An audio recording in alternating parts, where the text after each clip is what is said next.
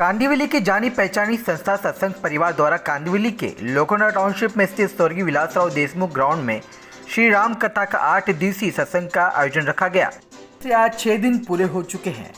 वही इस कथा का शुभारंभ 3 दिसंबर को हुआ था, जिसमें अयोध्या के प्रसिद्ध गुरु मजज गुरु रामानुजाचार्य स्वामी मुख्य कथा वाचक रहे। वही इस राम कथा के 6वें दिन स्थानीय सांसद गोपाल शेट्टी, विधायक अतुल भातड़कर, स्थानिक नगर सेविका सुरेखा पाटिल जैसे राजनेता यहां आकर स्वामी रामानुजाचार्य का आशीर्वाद लेते हुए दिखे। भगवान श्री राम भारत के आदर्श हैं और संपूर्ण हिंदू संस्कृति भगवान श्री राम के चरित्र को केंद्र में रखकर संचालित होती है। राम जी का चरित्र आदर्श चरित्र है, तो इस चरित्र के द्वारा समाज को एक प्रेरणा मिले, लोग धर्म के पथ पर और न्याय के पथ पर चलें, इसीलिए राम कथा का जन जन में प्रचार होना चाहिए। और यहाँ की पब्लिक अधिक से अधिक संख्या में लोग आए और बहुत सुंदर कथा चल रही है। अभी 2 दिन शेष बचा हुआ है।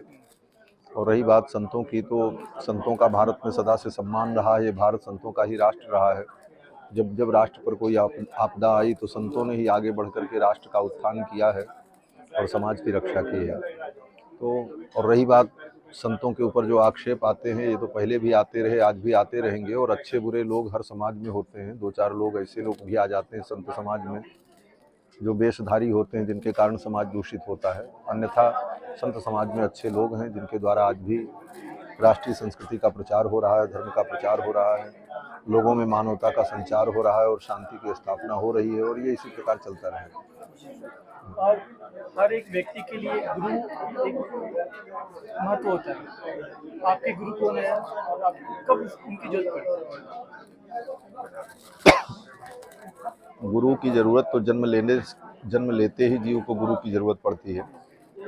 जन्म लेते ही दुनिया की जानकारी उसे नहीं है तो माँ ही उसको उठाती है, बैठाती है, चलना सिखाती है, तो माँ ही गुरु होती है। इस संसार में जन्म से लेकर मृत्यु पर्यंत व्यक्ति को गुरु की आवश्यकता होती है संसार में।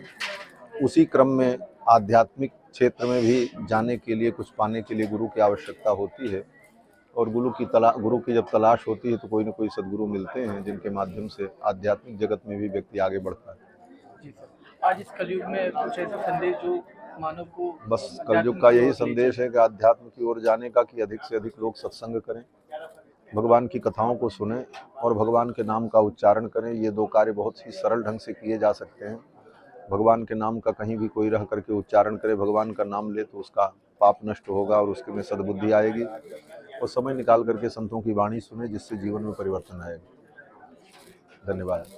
महाराज जी के जो वचन हो रहे हैं वो अद्भुत, देखने लायक है, सुनने लायक है, स्मरण करने लायक है।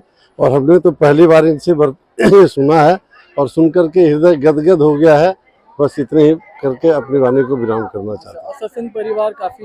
सत्संग परिवार पिछले 20-22 वर्षों से एकदम एक्टिव है और वो काफ़ी लोगों की मदद करते हैं, काफ़ी चीज़ कर रहे हैं। यहाँ पर हर तरह के कल्याण के कार्य कर रहे हैं और बहुत सारी सेवा के कार्य कर रहे हैं, सिलाई का काम कर रहे हैं, लोग की मेडिकल सेवा दे रहे हैं। हर तरह का उनके यथासंभव प्रयास से बहुत सारी चीज़ें हो रही है। उसमें हम लोग भी जितना हो पा रहा है, हम लोग भी अपना प्रयास कर रहे हैं। जी सर, क्या कहना चाहेंगे सत्संग का जो ये सत्संग परिवार आज से 24 साल पहले इसकी नींव रखी गई थी। हम लोग 2-3 लोग बैठ करके रखे थे और मैं उसका फाउंडर ट्रस्टी हूँ। और मैंने ये देखा कि छोटा सा पौधा लगाया गया था और आज इतना बहुत बड़ा रूप इसका धारण हो गया है। अगले साल सिल्वर जुबली ईयर है। आप देख रहे हो कि कितना बड़ा भव्य कार्यक्रम हो रहा है। महाराज जी के वचन हर लोग बहुत अच्छी तरह ग्रहण कर रहे हैं और हमें ऐसा उम्मीद है कि अगले साल इससे भी बहुत बड़ा कार्यक्रम होगा। ये सत्संग परिवार केवल सत्संग ही नहीं कर रहा, सत्संग के माध्यम से समाज का कार्य कर रहे हैं, लोगों से जुड़ रहे हैं, हर तरह की भलाई कर रहा है। डाउन टेडन लोगों से जिनकी जो दरकारी है उनकी हर तरह से चुप रह करके सबकी ज़रूरत पूरी कर रहा है। सबसे बढ़िया बात जो मैंने देखा है इस सत्संग परिवार में कि सत्संग परिवार एक बहुत अच्छी टीम है। ये कोई एक व्यक्ति विशेष का नहीं है, ये एक टीम है और वो टीम पूरा इस सत्संग परिवार को आगे ले जा रही है। और हमारी शुभकामनाएं सत्संग परिवार के साथ है। एज ए सत्संग परिवार मेंबर, एज ए ट्रस्टी, हालांकि मैं अभी इंडिया में नहीं रहता हूँ, मैं दुबई रहता हूँ। अब आप सोचें कि मैं दुबई रहता हूँ, ट्रस्टी होने के नाते आज सुबह मैं दुबई से आया हूँ स्पेशली आज का कार्यक्रम अटेंड करने के लिए, और रात को मैं वापस जा रहा हूँ ताकि ये कितनी बड़ी यहाँ डिवोशन है हमारे सब पूरे की पूरे ट्रस्टी और सब मेंबर्स के। एक बार फिर मैं सत्संग परिवार को बहुत शुभकामनाएं देता हूँ।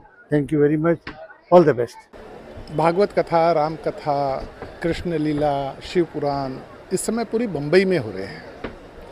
इनका मुख्य उद्देश्य जो दलित लोग हैं, पिछड़े लोग हैं, पिछड़े वर्ग के लोग हैं, उनको मुख्य धारा में लाना है। और सत्संग परिवार ये जो कार्य कर रहा है, इसके पीछे इन लोगों का जो सोशल वर्क है वो काफ़ी स्ट्रॉन्ग ये लोग कर रहे हैं। जल सेवा कर रहे हैं, गरीबों का इलाज करा रहे हैं, उनका मोतियाबिंद का ऑपरेशन कर रहे हैं, डायग्नोस्टिक सेंटर खोला है।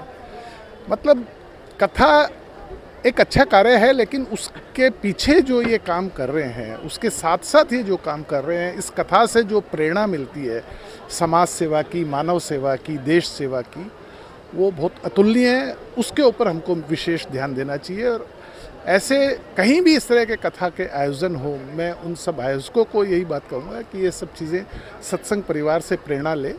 कि आज ये लोग नोटबुक्स बांटते हैं, कोविड में बहुत बड़ा इन्होंने काम किया है यहाँ दामू नगर में।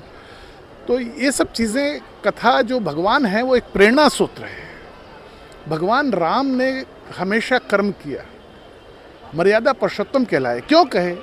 क्योंकि उन्होंने मर्यादा को फॉलो किया।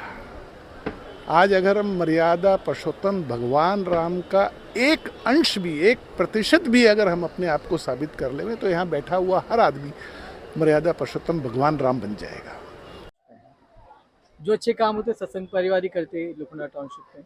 और ये राम कथा जो भव्य होने वाली 7 दिन की, उसको लेकर क्या कहना चाहिए? सत्संग परिवार विगत 24 सालों से लोखंडवाला को धर्म नगरी के रूप में प्रवृत्त करने का काम कर रही है। विगत 22 सालों से निरंतर हर साल यहाँ कोई ना कोई कथा होती आ रही है। इस बार जो हम लोग कर रहे हैं वो राम कथा है, जिसका आज 6वां दिन है और ये 8 दिन की कथा है।